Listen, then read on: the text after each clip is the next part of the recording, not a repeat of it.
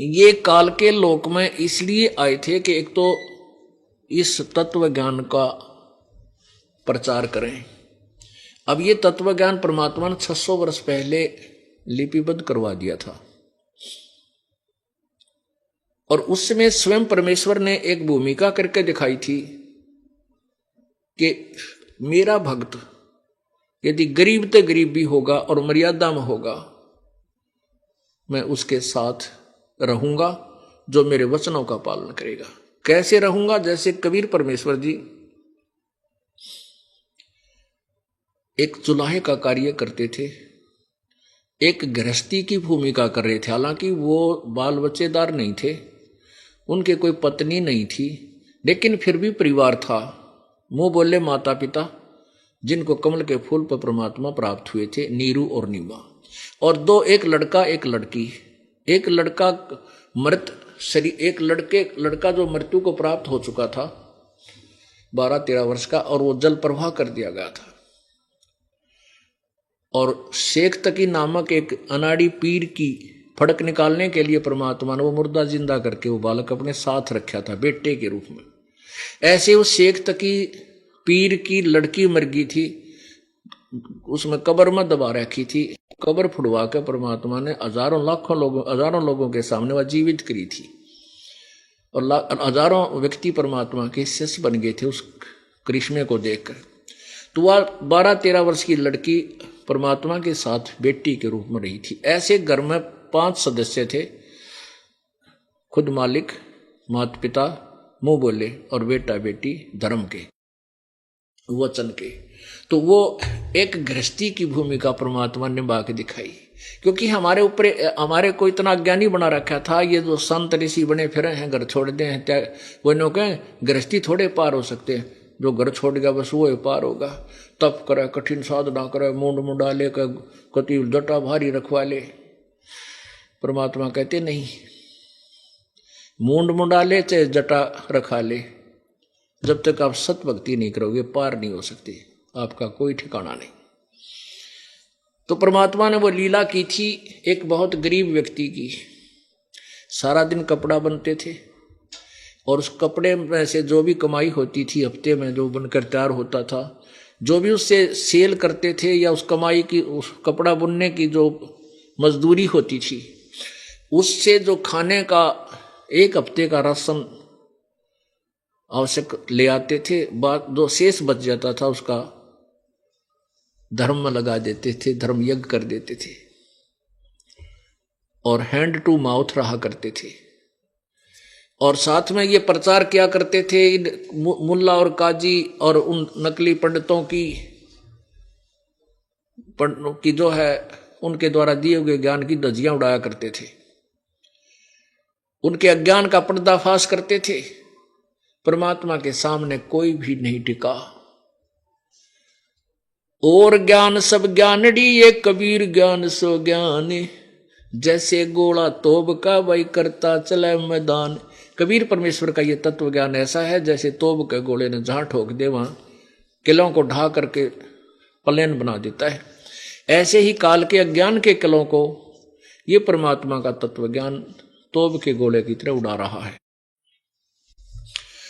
तो वो काजी और मुल्ला और पंडित और ये ऋषि जो अज्ञान प्रचार करते थे, परमात्मा के ज्ञान के समक्ष वो स्तब्ध रह गए। अब उन्होंने सोचा कि तुम्हारी रोजी रोटी खत्म हो जाएगी, इसलिए वो कबीर परमेश्वर के विरोधी बन गए। परमात्मा को मारना चाहा, मरे नहीं। एक उबलते हुए सरसों के तेल के कढ़ाई में डाल करके मारना चाहा, मरे नहीं, जो के तू बैठे रहे। झेरे कुएं में डाल के ऊपर से छड़ी मिट्टी ईंट डाल दी, बुरा हाल फुल कर दी, तो ही परमात्मा बाहर बैठे पाए।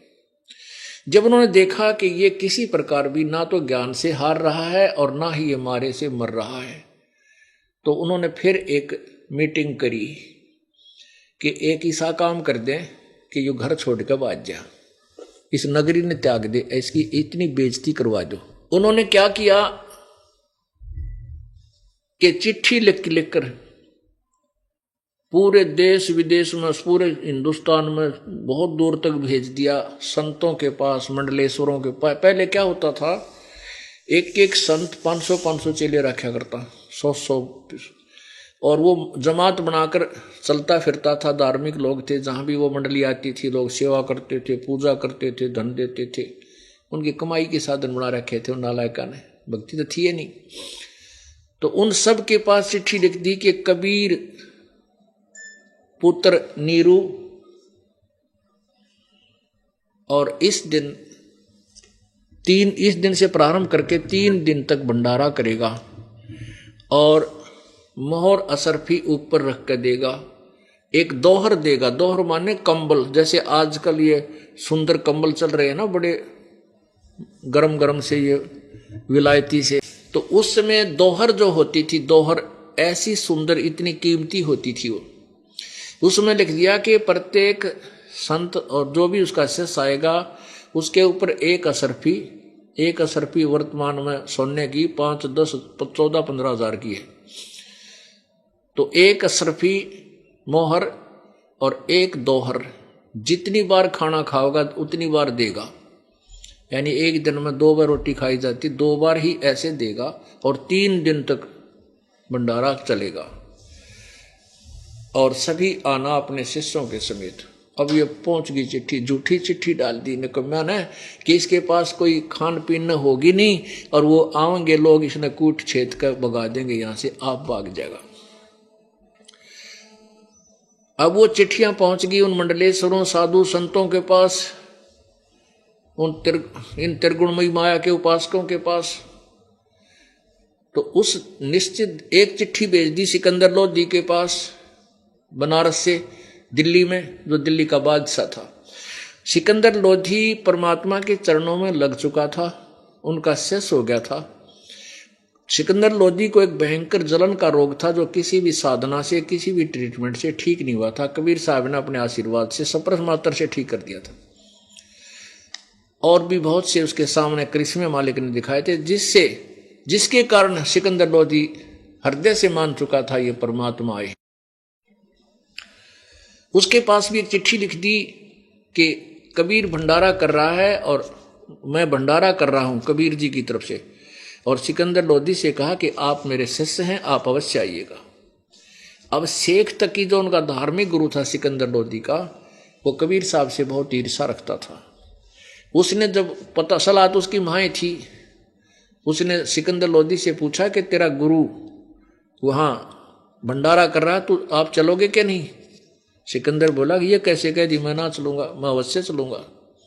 तो सिकंदर लोधी 4-5 दिन पहले प्रस्थान कर दिया, हाथी पर बैठ कर आया, बनारस पहुंच गया उस निश्चित दिन को। उधर से वो संत साधु जो वो भी पहुंच गए। 18 लाख 18 लाख व्यक्ति, वो संत पहुंच गए। 18 लाख, वो तरह गजब हुई है। पुण्यात्माओं, अपना बारात आती है ब्याह में, 70-80 आदमी होते हैं और 3 दिन पहले कढ़ाई चढ़ जाती है, 3 दिन पहले। और घर वाले गाँव वालों को कह तुम 5-6 खाइयो, पहले बारात न जमा दो, कदे थोड़ा रह जाए। और वो 18 लाख और एक झोपड़ी में रहने वाले एक व्यक्ति के साथ ऐसा जो अनर्थ किया उन लोगों ने, जुल्म किया। परमात्मा यही दिखाना चाहते हैं, बच्चों आप मेरी शरण में रहना, देख मैं क्या करके दिखाऊंगा फिर। अब उसमें क्या किया, रविदास जी जो थे वो कबीर साहब के साथी थे, उनके शिष्य हो चुके थे।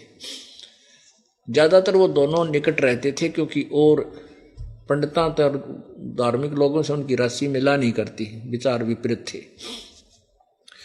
रविदास जी सुबह फ्रेश होने के लिए, घूमने के लिए निकले। उन्होंने देखा, जहाँ देखा वहाँ बंदे वो तरह गजब हुई है, ये साधु संत कैसे आए हैं। उनसे पूछ रहे हैं, भाई कैसे आना हुआ तुम्हारा महापुरुषों, कोई समागम है क्या?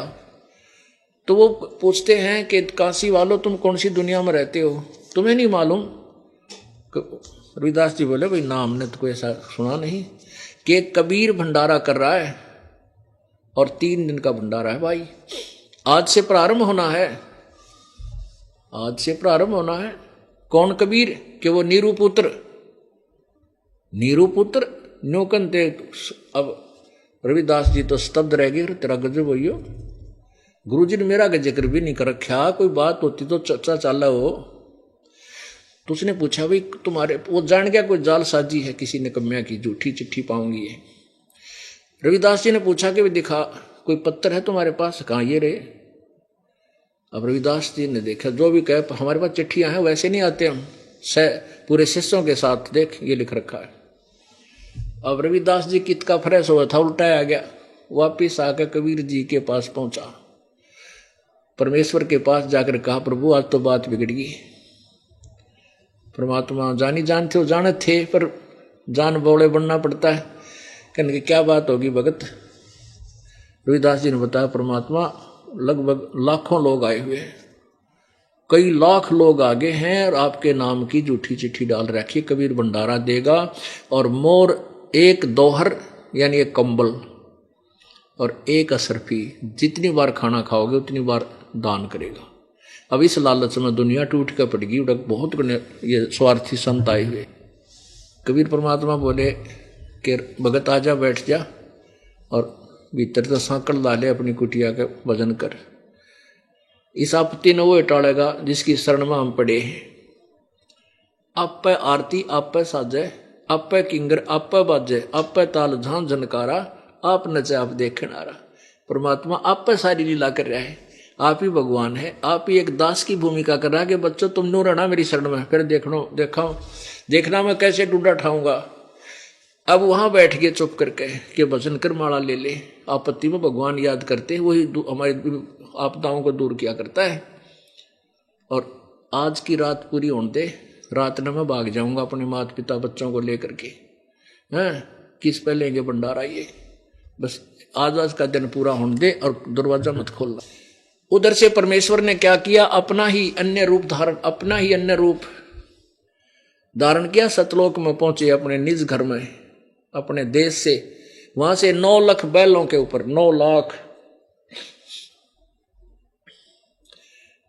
बैलों के ऊपर गधे जैसा बोरा डाल के थैला, 9 लाख बैलों के ऊपर सामान धर के पका पकाया, जलेबी लाडू कचौरी बर्फी दही बड़े रोटी हलवा पूरी सारे तरह की, और साथ में वहीं से कुछ आत्माएं लेकर आए उनके साथ। तो एक बंजारा होते थे पहले, बंजारे क्या होते थे कि बैलों के ऊपर थैले डालकर ट्रांसपोर्टेशन करते थे।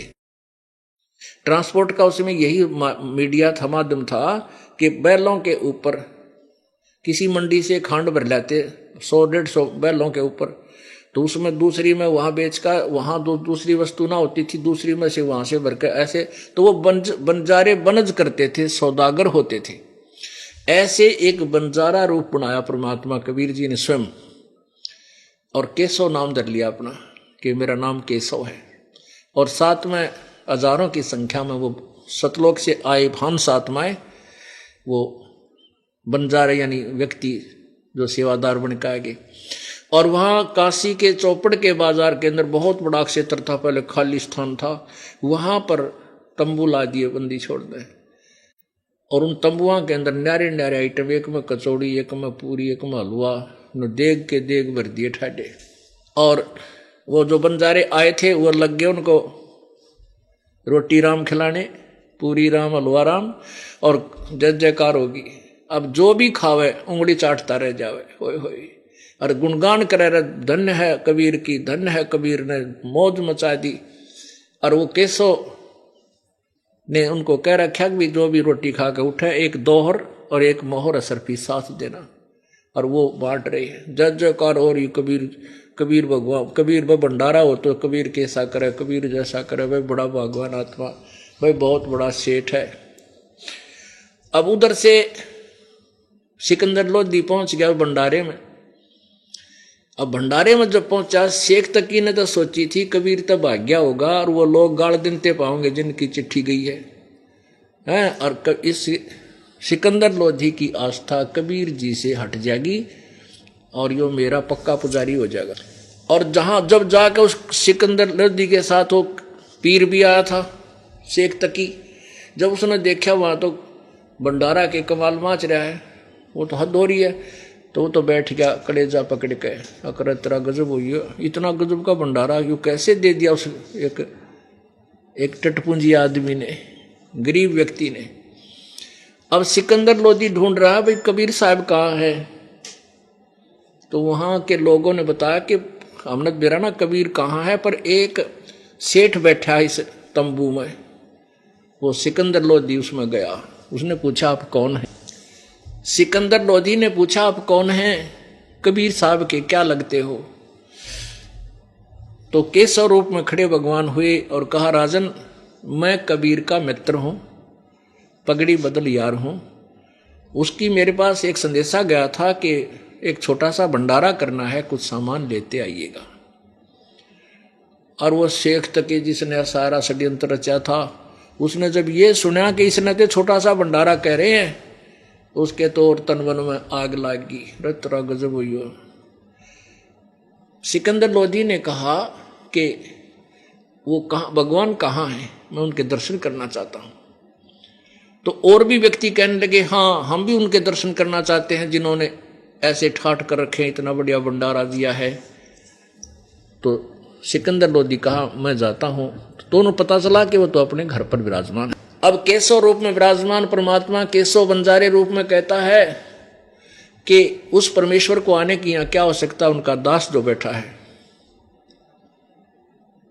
आ जाएंगे जब उनकी मौज होगी। सिकंदर लोधी कहने लगा मैं तो उनके दर्शन करके ही आहार करूंगा। इतनी जय जयकार, इतना बढ़िया भंडारा, जहां देखे वहां पर कहीं खीर खा रहा है, कोई हलवा खा रहा है, कोई पकौड़े खा रहा है, कचौड़ी खा रहा है, पूरी दही बड़े सारे बना रखे, और जलेबी लाडू ताजी ताजी कति गर्मा गर्म। तो सिकंदर लोधी हाथी पर बैठ कर के साथ में कुछ सैनिक साथ बॉडीगार्ड कबीर परमेश्वर की झोंपड़ी के पास पहुंच गए।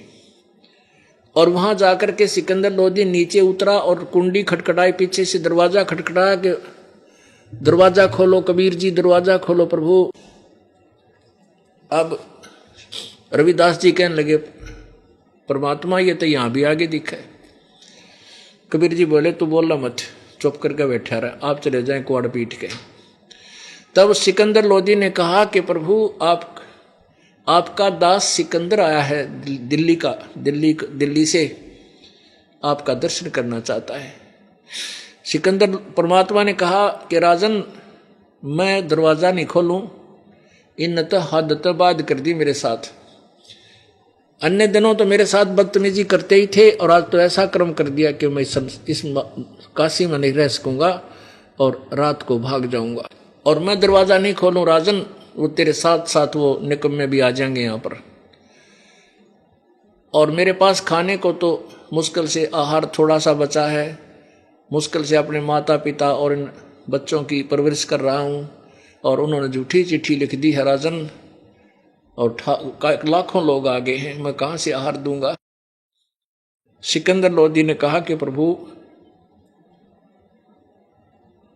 एक बार आपके दास को दर्शन दे दो, मैं नहीं रह सकता आपके दर्शन बिना, एक बार दर्शन दे दो।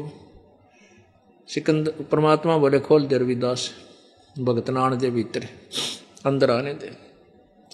मुकुट के समेत चरणों में गिर गया, नुकानो दंडोत प्रणाम की सिकंदर लोधी ने परमेश्वर के चरणों में, और कहा परमात्मा आप किसी और को बहका सकते हो, ये दास आपसे पूर्ण परिचित हो चुका है, आप पूर्ण परमात्मा हो। आप देखो तो चल के आपने के ठाठ कर रखे हैं, वहां पर सब जय जयकार हो रही है, आपके दर्शन के विलासी लोग आपका दर्शन करना चाहते हैं, और वहां आपने हर तरह की मिठाई जो कुछ खाने को मांग रहा उसके पास वही उपलब्ध हो रही है। प्रभु तेरी जय जयकार हो रही है, एक बार आप दर्शन दो उस मेले में चलकर। तब परमात्मा बोले ले भाई चलता है।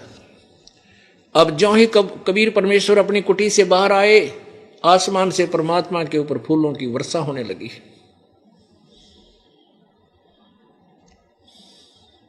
सिकंदर लोधी ने अपने जो हाथी की अंबारी होती है, रूम होता हाथी के ऊपर, बहुत सुंदर होता था,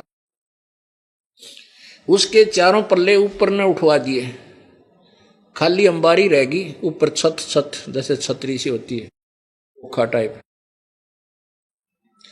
उसमें रविदास जी ने चंवर ले लिया, अपने गुरुदेव के ऊपर चंवर करने लगा। सिकंदर लोधी ने कहा भगत मुझे दे दे सौर।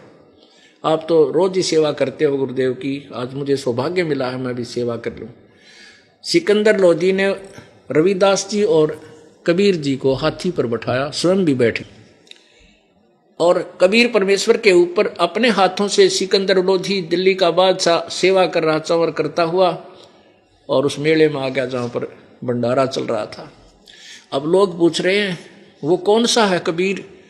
काशी के जो परिचित थे वो कहते वो बैठा जिसके ऊपर ये राजा चंवर कर रहा है, राजा चंवर कर रहा है इस गरीब से आदमी पर, काशी वाले तो नो कूदने। और जो पुण्य आत्मा थी वो कहे भाई तो इससे भी ज्यादा पूजा करने योग्य है जिसने ऐसे भंडारे ला दिए, ये भगवान बिना नहीं हो सकते ये काम।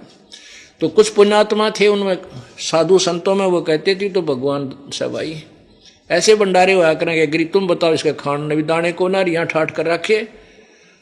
तो बुद्धिमान लोग तो अच्छी वाणी बोलते हैं, मूर्ख लोग ऐसे ही बोलते हैं। अब पूरी उस मेले में का घूम के और फिर उस तंबू में पहुंच गए जहां पर केशव रूप में बंजारा बैठा था। वहां परमात्मा के पहुंचते ही अपने आप एक तख्त सतलोक से आकर विराजमान हुआ, उसके ऊपर सुंदर गद्दे सफेद टाइप के, सुंदर चादर चारों तरफ से लटकती हुई बिछ गई और परमात्मा विराजमान हुए कबीर जी। सिकंदर लोधी अलग बैठ के और तंबू को उठा दिया, वहां से साइडों से हटाकर ऊपर ऊपर की छत रख ली, सीलिंग। तो वहां कबीर जी, कबीर परमेश्वर जो जुलाहा रूप में और दूसरे से दूसरा रूप उन्हीं का डबल रोल केशव रूप में, वहां बैठ करके कहते हैं 12 घंटे तक गोष्ठी चली, 12 घंटे सत्संग किया उस परम पिता ने कि ताकि अंधे लोग समझ ले मुझे। केशव प्रश्न करता है कि कबीर तू इसे गंदे लोक में क्यों आया, तू इनका भला चाहता, ये तेरा बुरा करते हैं। कबीर परमात्मा कहते केशव तू नहीं जानता, ये मेरे बच्चे हैं। आज कोई हिंदू बना है, मुसलमान बना है, तो कोई कुछ भी बना है, ये मेरे बच्चे हैं। काल ने इनको आपस में विरोध कर रखा है और मैं इनको सद्मार्ग देने आया हूं ताकि ये मुझे पहचान ले। मैं रोवत हूं सृष्टि को, सृष्टि रोवे मोहे, गरीबदास इस वियोग को समझ नहीं सकता कोई। तो उस समय वहां आए हुए लाखों लोगों में थे 18 लाख में से कम भी 10 लाख व्यक्तियों ने परमात्मा का नाम लिया, वो जो नकली संत बने फिरे थे। और जब भंडारा समाप्त हुआ, सारा सामान लाद के बचा हुआ उन बैलों के ऊपर और दरिया को पार करने लगे। गंगा में इतना तेज पानी चला था नो कति ऊपर का बहुत गहरा पानी, और जो ही वो बैल चलने लगे गंगा का पानी बिल्कुल 1 फुट रह गया। अब सिकंदर लोधी भी देख रहा है, सारी जनता देख रही है कि एकदम इतना डाउनफॉल आ गया गंगा दरिया में। और जब सारे वो बंजारे और वो बैल उस तक पार हो लिए, वो उसी प्रकार पानी फिर फुल हो गया। अब कुछ देर के बाद सिकंदर लोधी की दृष्टि गई कि कहां तक के कबीर जी वो केशव से कहने लगे कि केशव हे बंजारे, आपके तो बैल बहुत दूर जा लिए होंगे, देख चले जाओ कहीं दूर ना। देखा तो वहां कोई बैल नहीं, थोड़ी सी दूर गए थे, वहां से अंतर्ध्यान हुए और सतलोक में पहुंच गए। अब सिकंदर लोधी दूर दूर तक देख रहा है, ठाठ ठाठ के कहां गए कहां गए। परमात्मा बोले कि वो तो गए जहां से आए थे। इतने में जो केशव रूप था वो उठकर और कबीर जी के अंदर समा गया। वहां अकेले कबीर परमेश्वर रह गए। बोलो सतगुरुदेव।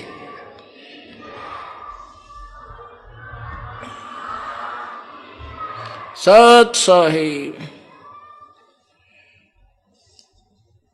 जब सिकंदर लोधी ने पैर पकड़ दिए, परमात्मा आज मेरी कति चौंध टूट गई, आप सचमुच भगवान हो।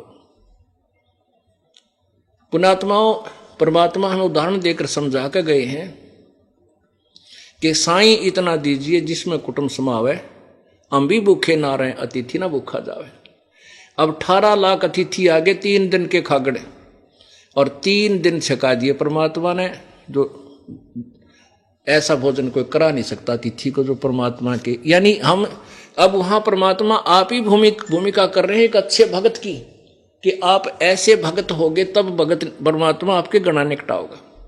हम चाहते हैं स्वयं धनवान बनना और घनी माया जोड़ जाड़ कर आंखों कदे कल ना पावे।